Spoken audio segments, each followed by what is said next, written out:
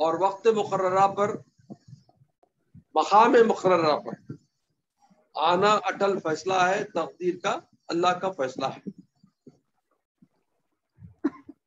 اب یہاں پر جو لوگ بیٹھ گئے حضور پاک صلی اللہ علیہ وسلم کے ساتھ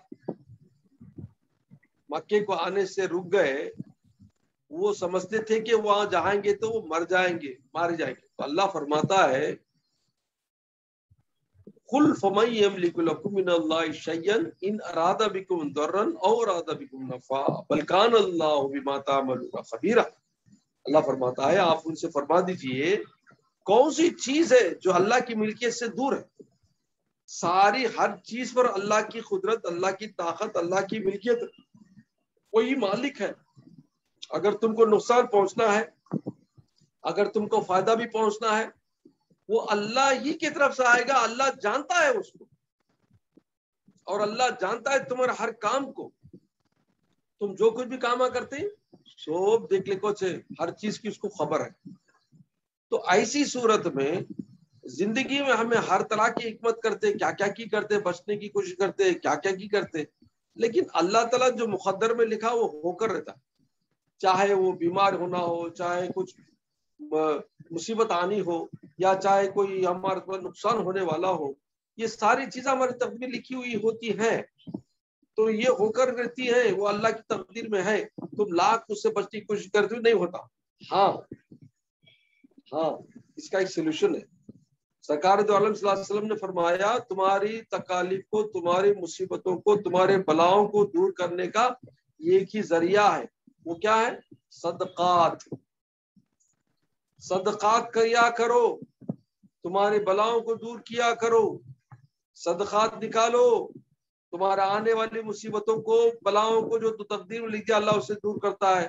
یاد کرو میں حضرت عیسیٰ علیہ السلام کا واقعہ بتایا تھا تمہارا۔ تو بلاؤں کو دور کرنے کا ذریعہ اللہ کی طرف سے صدقات کا ایک ذریعہ ہے، اور اللہ کی طرف دعائیں، ماں باپ کی دعائیں ہیں بچوں کے لیے، یا بڑوں کی دعائیں ہیں، اولیاء کرام کی دعائیں ہیں، بزرگوں کی دعائیں ہیں۔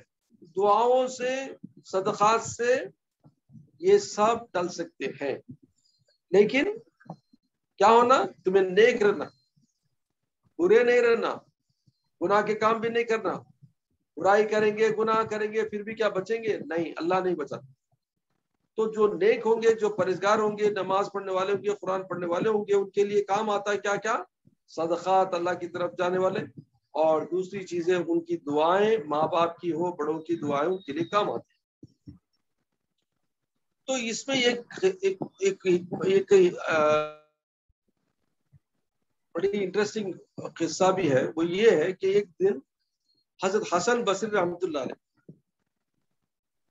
آپ کو معلوم ہونا چاہیے کہ حضرت امام حسن بصری رحمۃ اللہ علیہ بہت چوٹی کے پہنچے ہوئے بزرگ ہیں، اولیاء کرام میں آپ کا بہت بڑا مقام۔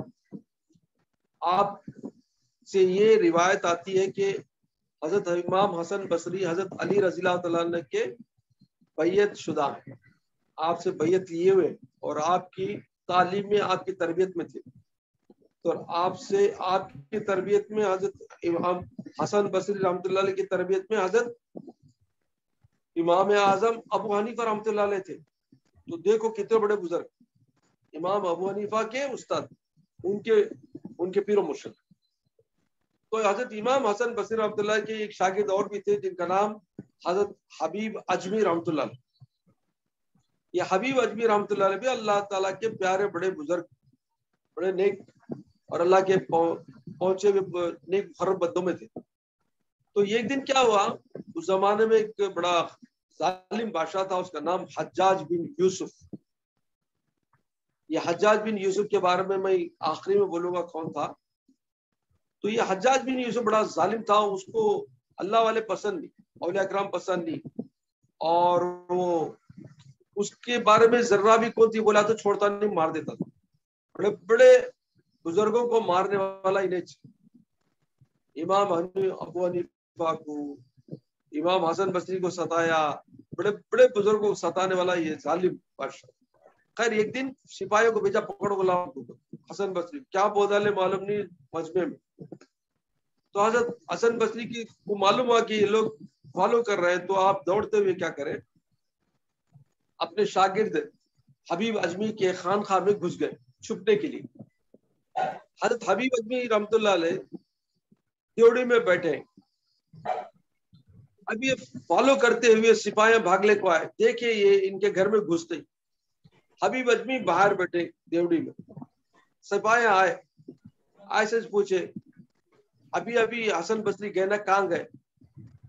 تو حضرت حبیب اجمی بولے ہاں میرے گھر میں گئے، میرے خانقاہ میں جا کے دیکھا، اندر جا کے، ارے سب اندر گئے، ڈھونڈے کافی دیر تک ڈھونڈنے کے بعد واپس آئے، کیا جی جھوٹ بولتے ہیں، کیا ہے جی؟ میں یہاں بیٹھا ہوں نا با، میرے سامنے تب اندر گئے، پھر بھی واپس گئے، ڈھونڈے کافی دیر تک ڈھونڈتے رہے، نہیں ملے، واپس آئے، تمہیں معلوم جھوٹ بولے تو کیا ہوگا، کیا ہوگا؟ تمہارا بادشاہ بڑا ظالم، مار دے گا، دیکھ با میں سچی بولیا با، تم لوگ چاہتے تو پھر ڈھونڈو، انہوں نے دیکھے نہیں دیوانہ آدمی ہے دیستا بال کو، چلے گئے۔ اب حسن بصری اندر سے چھپکو تھے ایک جگہ کونے میں، کافی دیر کے بعد باہر آئے، بولے حبیب اجمی تو میرا شاگرد ہے، استاد کے خلاف چغلی کھانے میں یہ کیا تو شاگردی کا حق ادا کیا؟ تو حضرت حبیب اجمی بولے حضرت معاف کرنا، ابھی میرے سے ناراض مت ہو جاؤ، میرے سچ کی وجہ سے اللہ نے آپ کو بچا لیا۔ ارے وہ کیسے؟ دیکھو میرے سامنے آپ اندر بھاگے اور یہ سپاہیاں بھی دور سے دیکھ لے کو تھے، اب میں جھوٹ بولتا لیکن پھر بھی وہ اندر جاتے تو جھوٹ کی نحوست سے کیا ہوتا، آپ کو پکڑ لیتے، آپ کو بھی پکڑتے، میں جھوٹ بولا بول کو مجھے بھی پکڑ لیتے، دونوں کو بھی سزا ہو جاتی، نہیں کیا؟ اس واسطے میں کیا سچی بات بولا، وہ سچ کی برکت سے اللہ تمنا بھی بچایا، مجھے بھی بچایا، ہم دونوں کو بچایا۔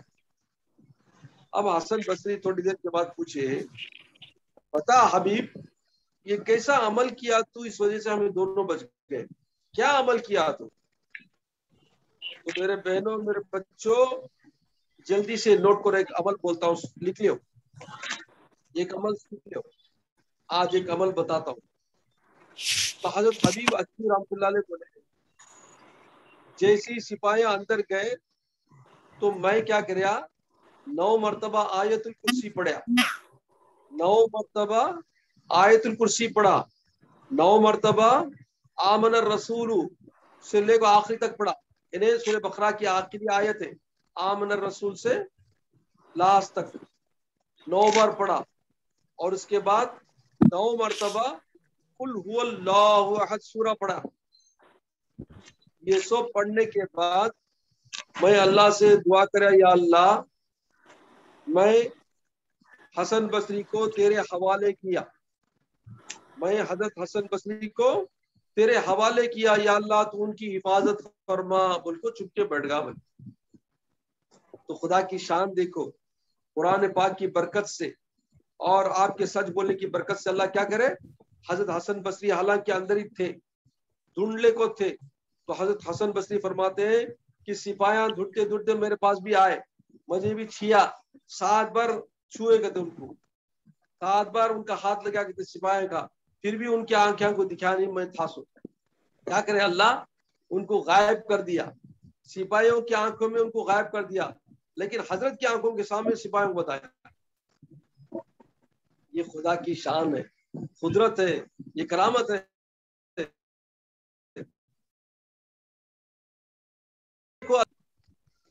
دو باتیں نوٹ کرو، یہ سچ بولنا، کسی حالت میں سچ بولنا، سچ بولنے سے تمہارے کو اللہ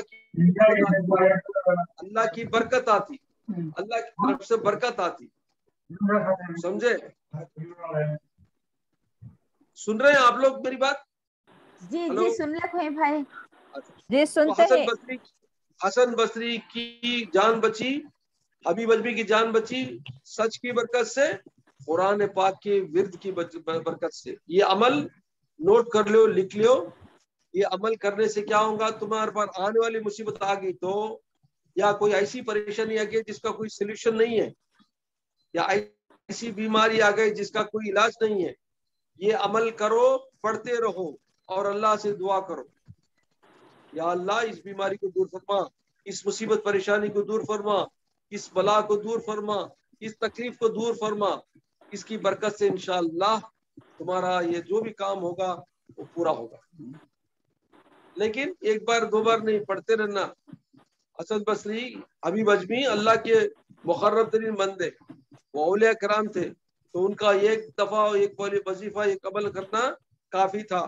ہمیں گنہگار بندے، رات دن جھوٹ بولتے، رات دن گالیاں دیتے، رات دن کیا کیا کی کام کرتے، تو ایسے لوگوں کے لیے کافی بار پڑھنا پڑتا، تب اس کا اثر ہوتا، سمجھے؟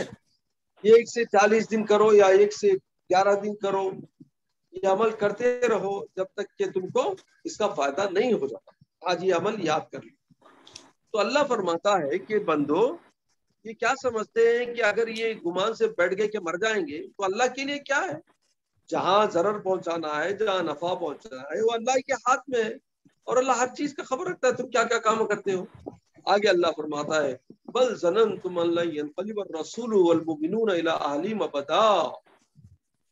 کیا ہوا؟ یہ لوگ اندر سے اندر گمان کر لے کو تھے کہ یہ لوگ جاتے ہیں عمرے کو، مکے کو جا رہے ہیں لوگ، لیکن یہ کبھی واپس نہیں آئیں گے، ان کا گمان تھا۔ وہ سمجھتے تھے کہ کافر دشمن ان کو نہیں چھوڑیں گے، ان کو مار دیں گے، تو کئی کو ہمیں جا کو مصیبت بول لینا، کیوں ہماری جانیں خراب کر لینا، بول کے بیٹھ گئے۔ دل میں ان کے خیال تھا، زبان سے بولے ہمارے کام آتے، ہمارے بال آتے، ہمیں بچانے والا کون ملتا۔ تو زین ذالک فی قلوبکم وظننتم ظن السوء، تو ان کے اس گمان کو ان کے شیطان جو نفس رہتا نا اس کو سنوار کر بتایا کہ واقعی تو سمجھتا سو صحیح با، تو گمان کر تو صحیح با، کیونکہ کافر دشمن آئی وہاں جا کے کیسا واپس آئیں گے، بول کے ان کے دل کو مضبوط کر دیا، ان کے ارادے کو مضبوط کر دیا، ان کے گمان کو مضبوط کر دیا۔ اور یہ کیسا گمان تھا؟ بڑا ہی خراب، بڑا ہی بدکار گمان تھا۔ وَظَنَّ السَّوْءَ وَكُنْتُمْ قَوْمًا بُورًا، اور یہ لوگ کیسے لوگ تھے؟ یہ ہلاک ہونے والی قوم تھی، ہلاک والی قوم والی تھی، کیونکہ جو گمان کرتے ہیں اللہ اور اللہ کے رسول کے بارے میں، وہ قوم کیا ہوگی؟ ہلاک ہو جائے گی، برباد ہو جائے گی۔ اب یہاں سے ایک چیز ہم کو سیکھنا ہے، وہ کیا ہے؟ حسد، گمان، یہ دو چیزیں جو ہیں کیا ہے؟ انسان کو برباد کر کے رکھ دیتا ہے۔ یہاں گمان کی بات آ رہی ہے۔ کیا گمان ہے؟ کہ برا گمان کرتے ہیں لوگ۔ گمان میں دو طریقے کے گمان ہیں۔ نمبر 1 گمان باطل، گمان حسن۔ گمان باطل کیا ہے؟ برا گمان کرنا۔ گمان حسن کیا ہے؟ اچھا گمان کرنا۔ اچھا گمان کرنا جائز ہے، برا گمان کرنا حرام ہے، نہیں کرنا چاہیے۔ کیسے؟ اب دیکھو، یہ ہماری عادت ہے، اکثر عورتوں میں یہ زیادہ تر گمان کا غلبہ ہے۔ وہ کیا ہے؟ ہر چیز پر گمان کرتے ہیں، اپنے شوہر پر گمان کرتے ہیں، اپنے بچوں پر گمان کرتے ہیں، رشتہ داروں پر گمان کرتے ہیں، کام والی پر گمان کرتے ہیں، نوکر چاکر پر گمان کرتے ہیں، باہر والوں پر گمان کرتے ہیں، اندر والوں پر گمان کرتے ہیں۔ یہ گمان کا جو غلبہ ہوتا ہے عورتوں کے دماغوں پر زیادہ ہوتا ہے، اور یہ بڑا خطرناک چیز ہے، جس میں ریلیشن شپ بگڑ جاتی ہے، اس میں مرد جوڑوں کے جو تعلقات رہتے ہیں، جو محبت رہتی کم ہو جاتی، اور اس میں براسی آ جاتی، رشتہ داروں میں براسی آ جاتی گمان کی وجہ سے۔ تو اس سے بہت بچنا چاہیے۔ گمان ایک ایسی بری چیز ہے جس سے حضور پاک صلی اللہ علیہ وسلم سخت تاکید کرے ایسا نہیں کرنا چاہیے۔ اب گمان میں اچھا گمان بھی ہے، وہ کیسے؟ کسی کے بارے میں پازیٹیو تھنکنگ کرنا چاہیے۔ نیگیٹو تھنکنگ کیا ہے؟ برا گمان ہے۔ پازیٹیو تھنکنگ کرنا، او باپو نے لیٹ ہو گیا اس واسطے کہیں جاتا تھا، رنگا نہیں آ سکیا، یا کسی کے بارے میں یوں سوچنا کہ واقعی وہ کچھ مجبوری رہنے کے بعد نہیں آ سکیا، یا کوئی اگر دوسرا کام بھی کرتی ہے تو سمجھنا کہ اس کی مجبوری تھی یا اس کی کمزوری تھی۔ یعنی جو اچھائی کی طرف اس کی جو رجحان جائے گی اس کو کہتے ہیں positive thinking. Positive thinking always welcome, positive thinking करने में तुम्हारे दिमाग को भी सुकून मिलेगा, तुम्हारे दिल को भी चैन मिलेगा, परेशान नहीं होगा। गुमान करने से दिल को बेचैनी मिलेगी और तुम्हारा दिल खराब हो जाएगा। ये नफ्स की सबसे बड़ी कमजोरी है। शैतान इसको उभारता है, शैतान इसमें जोर पकड़ता है। और इसको जरा गुमान करे तो अभी क्या क्या की बताता है, आहा ऐसा रहेगा, ऐसा रहेगा, ऐसा रहेगा। अभी दिल में और ज्यादा वसवसे पैदा करके वो गुमान को मजबूत करता है और उससे दिल में बुरासी आती है और दिल में गुमान बैठकर क्या होता है, तुम्हारे रिलेशनशिप बिगड़ जाते हैं। तो इससे बचना बहुत जरूरी है। खासकर औरतों को मैं ताकीद करता हूँ, खासकर ये औरतें जो होती है मर्दों से गुमान करती हैं, बिल्कुल बेजा गुमान करती हैं, जो अल्लाह के नजदीक बिल्कुल बिल्कुल उसकी मजम्मत है और गुनाह कबीरा है, समझे, नहीं करना चाहिए। अगर वाकई में वैसा भी होगा तो अल्लाह उसकी तरफ देख लेगा, तुम्हें उसके अल्लाह के ऊपर छोड़ दो। लेकिन ऐसा नहीं है तो तुम्हारे लिए बड़ी बड़ी बड़ी बड़ी सजा है। सजा क्या है, दुनिया में भी तुम्हारी कोई इज्जत नहीं करेगा, तुमको कोई नहीं चाहेगा और तुम्हारी तरफ कोई नजर नहीं उठाकर नहीं देखेगा और तुमको कहां भी गए तो तुम्हें इज्जत ही नहीं मिलेगी। ये दुनिया की सजा है। आखिरत की सजा दोज़ख की भड़कती हुई आग में अल्लाह डालेगा, समझे ना? इससे बिल्कुल बचना चाहिए। अच्छा, वमल्लम युमिन बिल्लाहि व रसूलिही फइन्ना अतदना लिल काफिरीना सईरा। अल्लाह फरमाता है कि जो लोग अल्लाह पर, अल्लाह के रसूल पर ईमान नहीं लाएंगे, उनके लिए क्या है, वादा करता है, उनके लिए भड़कती हुई आग का अजाब तैयार कर रखा है। अल्लाह अल्लाह महफूज रखे। वलिल्लाहि मुल्कु समावाति वल अर्द यगफिरु लिमन यशा व युअज़्ज़िबु मन यशा व कान अल्लाहु गफूर रहीमा। अल्लाह फरमाता है कि जमीन और आसमान की सारी चीजें मिल्कियत किसकी है, उसी की है, वही उसका मालिक है। हम कोई भी उसके मालिक नहीं बन सकते। ये घर है, ये हमारी जान है, ये हमारा जिस्म है, हमारा नहीं है, मिटने वाला है, खत्म होने वाला है, सब कुछ, बाकी कुछ भी नहीं रहने वाला सिवाय जाते बारी ताला के। तो ऐसी सूरत में ना इंसान अपनी प्रॉपर्टी का मालिक है, ना अपने बीवी बच्चों का मालिक है, ना अपने घरदार का मालिक है, ना अपने माल ज़र का मालिक है, अपनी खुद जिस्म का मालिक भी नहीं, अपनी जान का मालिक भी वो नहीं है। तो ऐसी सूरत में किस हालत में या किस मुंह से हम कह सकते हैं कि मेरा है, ये मेरी है, ये मेरी चीज है, ये मेरा है? कोई नहीं बोल सकता, सब अल्लाह का ही है। अल्लाह ही रियल मालिक है, उसी के हाथ में सब कुछ है। वही हमको जान दिया, वही हमको माल दिया, वही आप हमको सब कुछ घर बार दिया। तो ऐसी सूरत में रियल जो ओनर है वो रब्बुल आलमीन है। हम जस्ट टेम्पररी उसके केयर टेकर हैं, हम उसके केयर टेकर है। थोड़ी देर के लिए टेम्पररी हमारा पोस्ट है, उसके बाद हमारा पोस्ट खत्म हो जाएगा, दूसरा आदमी आएगा, दूसरी आदमी। तो इसी तरह ये सिलसिला चलते चलते क़यामत तक चलेगा। तो ऐसी सूरत में बंदा खुद को क्या समझना, just a care taker for some time being. Temporary duty है हमारी, ये टेम्पररी मकाम है, ये टेम्पररी प्लेस है।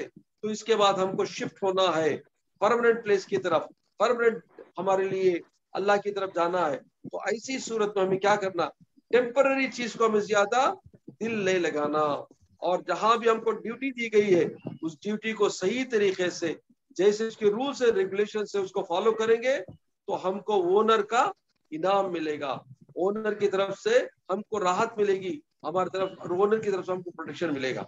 नहीं, हमें अल्लाह और हमारे ओनर के खिलाफ काम करेंगे, फिर भी हम समझते हैं ड्यूटी में, तो ओनर क्या करता है, फौरन सजा देता है, या तो नौकरी से निकाल देता है, या अगर बादशाह वक्त हो जमाने का तो फौरन कत्ल कर देता है। तो अल्लाह के पास दूसरा चांस नहीं है। अल्लाह का जस्ट एक ही निजाम है, वो ये कि बंदे को सजा दे के उसको मौत दे देता है।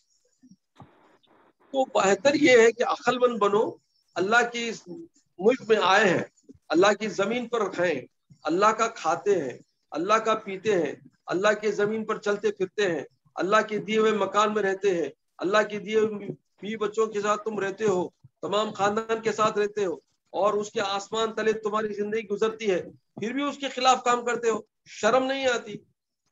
हाँ, तो अगर बंदा अक्लमंद है और अपने आप को सोचेगा तो वाकई वो अपने आप से तौबा करेगा अल्लाह के दरबार में, اور نیکی کی راہ اختیار کرے گا۔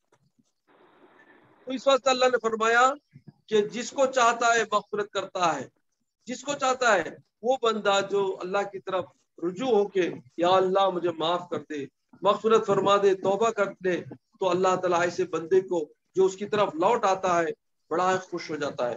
سرکار صلی اللہ علیہ وسلم کی حدیث پاک میں آتا ہے کہ جس طرح بندہ توبے کی طرف دوڑتا ہے یا جاتا ہے اللہ کی طرف، جس طرح اسے خوشی ملتی ہے توبہ کر کے اللہ سے توبہ کر کے اس کو خوشی ملتی ہے کہ اللہ مجھے معاف کر دے گا، اس سے زیادہ خوشی اللہ کو ہوتی ہے۔ بولے حضور فرمائے کہ جس طرح بندے کو توبہ کرنے سے خوشی حاصل ہوتی ہے، اس سے کئی گنا زیادہ اللہ کو خوشی ہوتی ہے۔ کیسی خوشی ہوتی ہے؟ اللہ فرماتا ہے کہ بندہ، حضور پاک صلی اللہ علیہ وسلم ایک ایگزامپل دیتے ہیں کہ ایک سپوز ایک بندہ اونٹ پر سفر کر رہا ہے ریگستان میں، اور اس کے ساتھ توشہ ہے، وہ توشے کے ساتھ اونٹ کو تھوڑی دیر کے لیے راحت لینے کے لیے ایک جھاڑ کے نیچے لیٹ گیا، تو جب سونے کے بعد اٹھ کے دیکھا تو کیا ہے؟ اونٹ بھی غائب ہے، توشہ بھی غائب ہے۔ تو سوچو کہ ریگستان ہے، ڈیزرٹ ہے، ایسی ڈیزرٹ میں نہ پانی، نہ کھانا، نہ اونٹ، نہ سواری، تو کیا ہوگی حالت؟ وہ بس موت کے انتظار میں بیٹھا ہے، کیونکہ ریگستان میں چل نہیں سکتے، اتنا دور کا سفر، اور بالوں میں وہ دھوپ میں نہیں چل سکتے، تو وہ سمجھا کہ اتنا میرے موت ختم، کیونکہ میرا سواری بھی گئی، کھانا پینا بھی گیا۔ تو یہ موت کے انتظار میں بیٹھا ہوا تھا کہ یہ کیا دیکھتا ہے کہ اللہ کی طرف سے اونٹ واپس آیا توشے کے ساتھ صحیح سلامت۔ تو سمجھو کہ اس کو جو موت کے انتظار میں بیٹھا تھا، جب اس کا اونٹ واپس آ جائے، اس کا توشہ کھانا پینا واپس آ جائے، تو جو خوشی اس کو ملے گی اس سے زیادہ خوشی اللہ کو ہوتی۔ بولے ایسا ایگزامپل دیے حضور صلی اللہ علیہ وسلم کہ جو بندہ جو بندی اللہ سے توبہ کرتی، گناہوں سے معافی مانگتی، اس کے اوپر مرد کو نہیں ستاؤں گی، اس کے اوپر میں بڑوں کو نہیں ستاؤں گی، گالیاں نہیں دوں گی، بول کو توبہ کرے گی تو اللہ اس سے زیادہ خوش ہوتا ہے۔ تو میرے بھائی، میرے بہنوں، میرے بچوں، ان میں 100 مرتبہ سے زیادہ حضور پاک صلی اللہ علیہ وسلم استغفر اللہ اپنے آپ سے توبہ کرتے تھے۔ آپ کو کیا درکار تھا؟ آپ کو کوئی چیز کی ضرورت نہیں تھی، کیونکہ آپ بے معصوم تھے، آپ سے گناہ ہوتا ہی نہیں تھا، ہو ہی نہیں سکتا تھا، پھر بھی آپ امت کی لیسن کے لیے، امت کی تعلیم کے لیے 100 مرتبہ سے زیادہ آپ توبہ استغفار کرتے تھے، اور تاکید فرماتے تھے کہ بندو، میرے امتیوں، تم بھی روزانہ استغفار کیا کرو، توبہ کیا کرو، کیونکہ معلوم نہیں ہمارے سے کیسے کیسے گناہ ہو جاتے ہیں، زبان سے یا ہاتھوں سے، پیروں سے۔ تو ان کی طرف، اللہ کی طرف تم توبہ کرو گے تو اللہ تمہارے گناہوں کو معاف کر دیتا ہے۔ سمجھے؟ جب تک گناہ معاف نہیں ہوتے تب تک نہ تمہاری نماز قبول، نہ تمہارے ذکر و اذکار قبول، نہ تلاوت قرآن قبول ہوتے ہیں۔ تو اس کے واسطے گناہوں کو بخشتے جاؤ، بخشاتے جاؤ، اللہ سے رو رو کر دعائیں کرتے جاؤ۔ اس واسطے روزانہ منیمم 111 بار یا 313 بار استغفر اللہ کی تسبیح پڑھا کرو۔ میری تاکید ہے، میں ہمیشہ تاکید کرتا رہتا ہوں اپنے اسٹوڈنٹس کو کہ منیمم تم 313 مرتبہ استغفر اللہ روزانہ پڑھا کرو۔ اس کو اسٹاگر کر لو، صبح میں ذرا، شام میں ذرا، سونے سے پہلے ذرا، تاکہ تم کو سارے دن کا جو کور ہو جائے، سارے دن کا تمہارے جو بھی گناہ ہوں گے انشاءاللہ شام کو سونے سے پہلے پورے گناہ معاف کرا دو۔ معلوم نہیں یہ رات ہماری آخری ہوگی، کل کو ہماری نیند سے ہم بیدار ہوں گے یا نہیں، اللہ عالم۔ تو ایسی صورت میں سارا دن کا اکاؤنٹ کلوز کر دینا گناہوں سے بہت بہتر ہے۔ اس کی ایک چھوٹی سی انسیڈنٹ میں آپ کو بتاتا ہوں۔ یہ ایک ولی اللہ تھے جن کا آخری وقت ہو گیا تھا، اور وہ اپنے آخری وقت میں کلمہ پڑھتے تھے، اور آخر اپنی انگلیوں کو نا ایسا ایسا ایسا ایسا ایسا ایسا کرتے تھے۔ سارے مریداں پریشان تھے، سارے اسٹوڈنٹس پریشان تھے، ان کے ہاتھ کو پکڑ لیتے تھے۔ ایسی حالت میں بھی کئی کو حضرت بیکار تکلیف اٹھا لیتے ہیں، ایسا ایسا ایسا کرتے ہیں ان کو، آخر بعد پکڑتے پکڑتے دم چلا گیا، انا للہ و انا الیہ راجعون، کلمے کے ساتھ موت ہوئی، خوش ہو گئے، دفنایا گیا، سب ہو گیا۔ تو آخر کچھ دنوں کے بعد آپ کے خاص مرید کے خواب میں وہ آتے ہیں، تو وہ مرید بولتے ہیں حضرت آخری وقت میں تمہیں اتنی تکلیف اٹھا لیے، پڑھ لے کو انگلیاں میں کیا کر لیں تم تو؟ بولے بیٹا جب میرا آخری وقت ہوا تو میں دیکھا کہ موت کے فرشتے آ رہے ہیں، اور میرے جو کرامن کاتبین جو میرے رائٹ پہ لیفٹ پہ بیٹھے نا، ان لوگ کتابیں جو لکھتے تھے نا انہوں کلوز کر رہے ہیں اپنا اکاؤنٹ، میں سو جا اکاؤنٹ کلوز ہونے سے پہلے میرے نیکیاں بھر ڈالتا ہوں، جلدی جلدی کر کو استغفر اللہ ربی استغفر اللہ ربی استغفر اللہ ربی استغفر اللہ، زیادہ پڑھتے گیا تاکہ زیادہ سے زیادہ میرے گناہ معاف کر کے میرے نیکیاں بڑھتے جانا۔ میرے سے نوٹ دیکھو آخری وقت میں بھی اکاؤنٹ کلوز ہونے سے پہلے میں زیادہ جلدی جلدی پڑھ لے کو اکاؤنٹ بھر لیا۔ سو بیٹا بولے معلوم ہوا کہ زندگی کے آخری وقت بھی تم اپنی زبان کو ذکر الہی میں باقی رکھو، طاری رکھو، جاری رکھو، تاکہ آخری وقت بھی نیکیاں جو لکھے جائیں گے نا وہ کرامن کاتبین کی کتاب میں تمہارے نیکیاں کا اکاؤنٹ بڑھتا جائے۔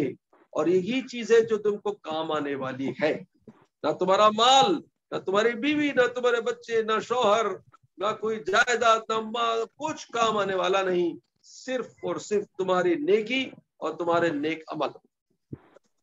اوکے، تو اللہ فرماتا ہے کہ یہ لوگ سمجھتے کیا ہے کہ دنیا کی کوئی چیز اللہ سے غافل ہے، اللہ کے ملکیت سے دور ہے؟ نہیں، ساری چیزیں اللہ کے پاس ہے اور اللہ کی ملکیت میں ہے۔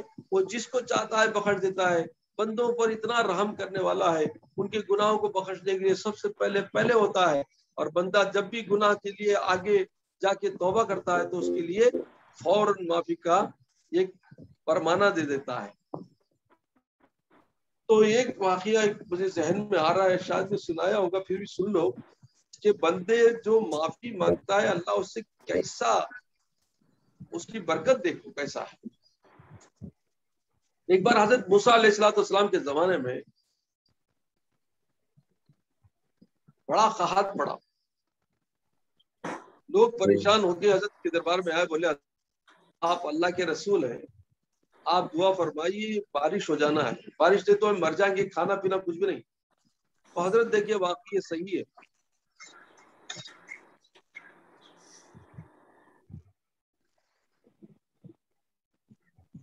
آپ کیا کریں، اللہ سے دعا مانگی یا اللہ بندوں کو تکلیف ہوتی ہے بارش بھیج دے، اور چونکہ اللہ کے رسول تھے جو بات نکلی اللہ قبول کرتا ہے، تو اللہ بھی جواب دیا، کیونکہ اللہ ان سے ڈائریکٹ بات کرتا تھا، تو اللہ نے فرمایا موسیٰ تم ایک کام کرو، تمام گاؤں والوں کو لے کر ایک کھلے میدان میں چلے جاؤ، وہاں جا کر تم اللہ سے دعا کرو، انشاءاللہ میں تمہاری دعا کو قبول کروں گا۔ آپ باہر نکلے اور بولے گاؤں والوں چلو اللہ کی طرف سے حکم آیا ہے، ہم سب مل کر کھلے میدان کو جاتے ہیں، وہاں جا کے دعا کرو، اللہ تعالیٰ وعدہ فرماتا ہے کہ وہاں جا کر تمہاری دعا قبول ہوگی۔ تو سارے گاؤں والے تیار تھے کیونکہ مرنے والے تھے، تو سب گاؤں والے مل کے سیدھا کھلے میدان میں بیٹھ گئے، اور اب حضرت دعا فرما رہے ہیں، کون؟ حضرت موسیٰ علیہ السلام دعا کر رہے، ٹائم جا رہا ہے دعاؤں میں، 1 گھنٹہ گیا، 2 گھنٹہ گیا، 3 گھنٹہ گیا، 4 گھنٹہ گیا، جا رہا ہے ٹائم، ایسے ہی دعا کا کوئی اثر نہیں ہو رہا۔ حضرت بولے کیسی بات ہے، اللہ تعالیٰ بولا جاؤ، میں گیا اور اللہ تعالیٰ میری ہر بات کو قبول کرنے والا ہے، اللہ بولا کھلے میدان میں جاؤ دعا کر دو دے دوں، بولا کیا ہوتا، نہیں ہوتا نا، دعا قبول نہیں ہوتی نا، ان کو فوراً اللہ سے پوچھے مولا، کیونکہ ڈائریکٹ بات کرتے تھے، تو آپ نے پوچھا مولا یہ کیا بات ہے، تمہاری دعا قبول نہیں کر رہا ہے، تو بولا تو کھلے میدان میں آؤ، ہم آ گئے بات دعا کر رہے ہیں۔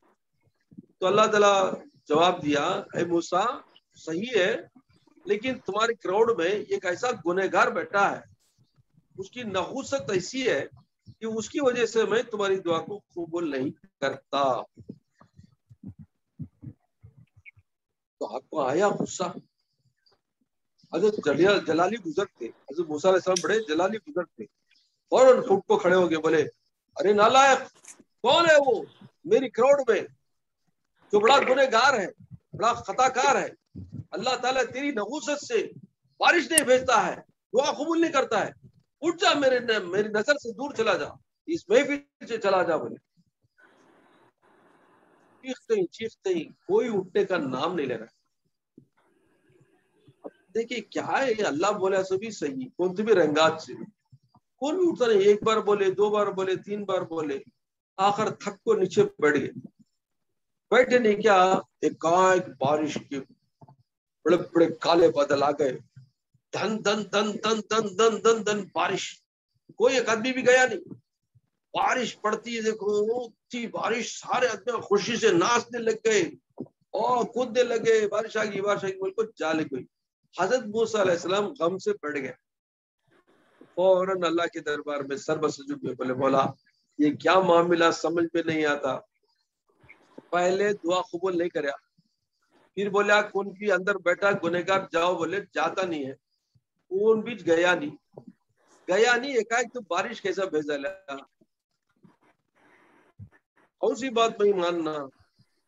تو اللہ تعالیٰ موسیٰ علیہ السلام سے فرمائے اے موسیٰ دیکھ میں بولا سو صحیح چو اس کروڑ میں ایک گنہگار تھا, لیکن جیسے تمہیں اللہ کو بولنے کو تھے تو گنہگار میرے پاس دل میں دعا کرا, یا اللہ سارے کروڑ میں سب سے زیادہ گنہگار میں, سب سے زیادہ خطا کار میں, سب سے بڑا باغی تیرا میں.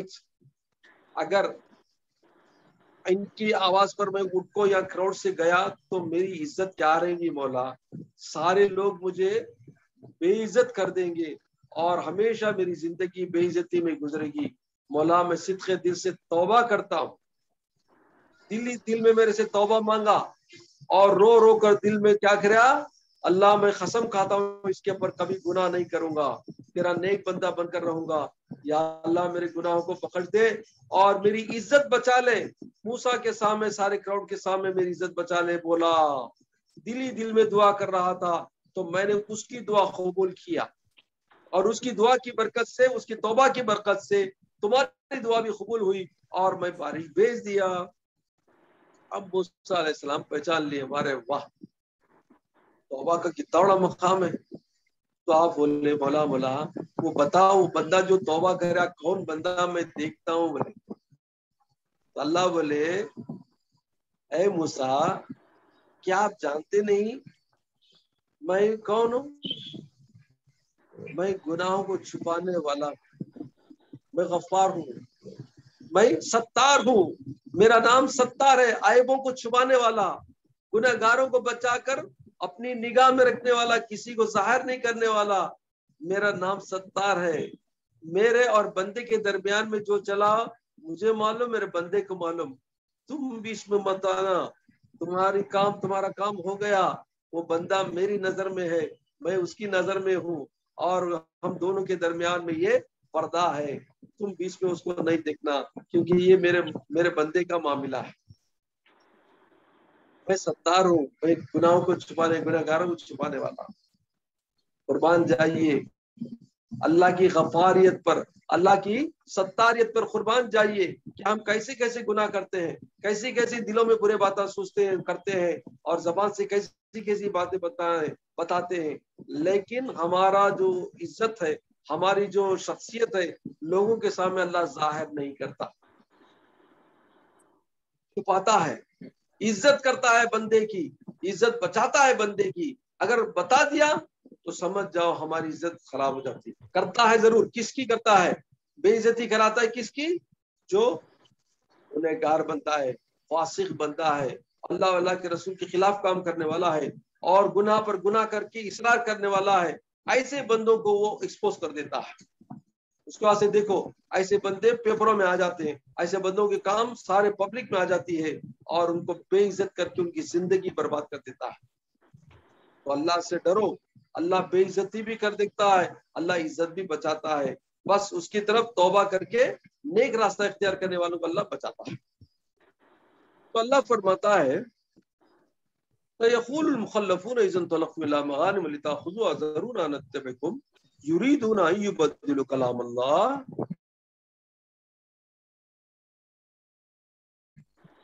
یہ لوگ جو پیچھے بڑھ گئے ہیں وہ آپ کے پاس آئیں گے اور آپ سے کہیں گے کہ اس کو بھول جاؤ, چھوڑ دو, ہم اس کے اوپر آپ کی بات مانیں گے, آپ کی اتباع کریں گے. پہلی دفعہ نہیں آتے بولے, اب بولتے ہیں نہیں اس کے بعد ہمیں آتے بولے. تو اللہ فرماتا ہے کہ کیا سمجھتا ہے کہ اللہ کی بات, اللہ کا ارادہ کو چینج کریں گے؟ کیونکہ اللہ ان کے بارے میں فیصلہ کر دیا ہے. یہ لوگ قوم پورا ہے, یہ ہلاک بانی قوم ہے. ان کو اللہ تعالیٰ کا فیصلہ ہونے کے بعد یہ اللہ کے فیصلوں کو بدل دیں گے؟ اللہ بولتا نہیں, ہرگز نہیں ہو سکتا. قل لن تتبعونا كذلكم قال الله من قبل. تو آپ فرما دیجئے حضور صلی اللہ علیہ وسلم سے اللہ فرماتا ہے آپ فرما دیجئے تم ہرگز ایمان نہیں لاؤ گے، تم لوگ میری اتباع ہرگز نہیں کرو گے، جیسا کہ تم نے پہلے اللہ نے جیسا کہا ویسا ہی تم پہلے بھی نہیں کر رہے تھے، پہلے بھی میرے ساتھ نہیں آیا عمرے کو، اسی طرح تمہارا جو بولنا کہ ہم اس کے اوپر کریں گے یہ بھی ممکن نہیں ہے، تم ہرگز نہیں کر پاؤ گے. وَسَيَقُولُونَ بَلْ تَحْسُدُونَنَا بَلْ كَانُوا لَا يَفْقَهُونَ إِلَّا قَلِيلًا.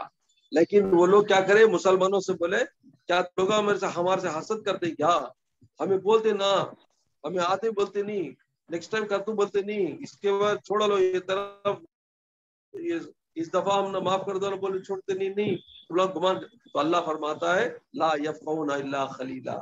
یہ لوگ کیا سمجھتے ہیں، کیا یہ دھوکہ دیں گے مسلمانوں کو، ایمان والوں کو اور اللہ کے رسول کو؟ کیا سمجھتے ہیں لوگ؟ بالکل نہیں سمجھتے. آگے اللہ فرماتا ہے قل للمخلفین من الاعراب ستدعون الى قوم اولی باس شدید تقاتلونهم ويسلمون فإن تطيعوا يؤتكم الله اجرا حسنا وإن تتولوا كما توليتم قبل يعذبكم عذابا أليما. اب اللہ فرماتا ہے کہ اگر یہ جو بولتے ہیں کہ اس کے پر ہمیں آئندہ سے تمہاری اتباع کریں گے تو آپ فرما دیجئے کہ دیکھو اگر تم وعدہ کرتے ہو کہ اس کے پر نہیں کریں گے تو یاد رکھو اللہ تعالیٰ تمہارے کو ایک امتحان لے گا. اب جو جہاد کے لیے میں گئے ایک چھوٹی قوم تھی، اتنی خطرناک قوم نہیں تھی کافروں کی، لیکن اب چونکہ تم نے وعدہ کر کے ہمارے پاس آ رہے، اس کے اوپر اللہ تمہارے سے امتحان کیا لے گا، ایک ایسی قوم کے ساتھ، ایک ایسی فوج کے ساتھ تمہیں جنگ کرنا جانا پڑے گا جو قوت میں بہت شدید ہے. اولی باس شدید تقاتلونہم ویسلمون، وہاں پہ قتل ہوگا، ان کی جنگ ہوگی، قتل و غارت گری ہوگی، اور یا تو تم مسلمان ہونا نہیں تو تم قتل ہو جاؤ گے. دو چوائس ہے، یا تو اس جنگ میں تم جانا نہیں پسند کرو گے تو قتل کر دیے جاؤ گے، یا جاؤ گے تو مسلمان ہو جاؤ گے.